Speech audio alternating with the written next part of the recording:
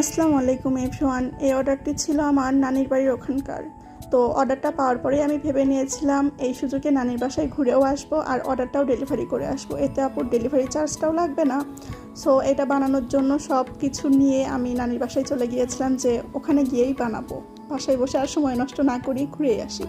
তো এইটা বানানোর যে প্রসেস, এই ব্রেসলেটটা অনেক সময় সাপেক্ষ।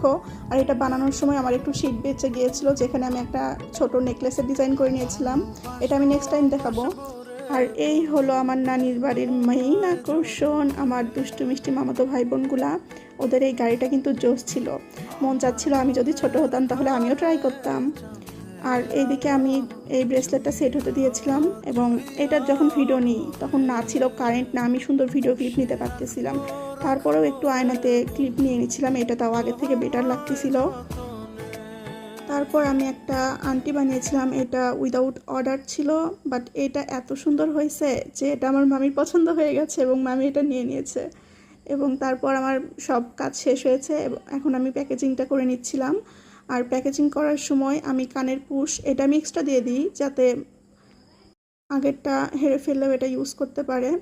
এবং সাথে তো একটা গিফট থাকবেই, তো আমি এই নোজপিনটা দিয়ে দিয়েছিলাম আপুকে। দেন কাছেই যখন ছিল ডেলিভারি, তো ডেলিভারি ম্যানের দরকার হয়নি, আমি নিজেই গিয়েছিলাম ডেলিভারি দিতে, বাড়ির পাশেই ছিল। তারপর গিয়েছিলাম এই গাছটা দেখতে, এটা ছিল আমার মামার কর্মচার গাছ। এই ফলটা দেখতে অনেক সুন্দর, বাট এটা খাইতে একদম আহামরি সুস্বাদু জাতীয় কিছু না, এটা ছিল টক জাতীয় একটা ফল। আর আমি টক অতটা খাই না, কিন্তু আমার মামাতো বোন ভালোই খাচ্ছিল দেখছিলাম। তো এরপর আমরা বাসায় গিয়ে খাচ্ছিলাম আইসক্রিমটা অনেক মজা ছিল।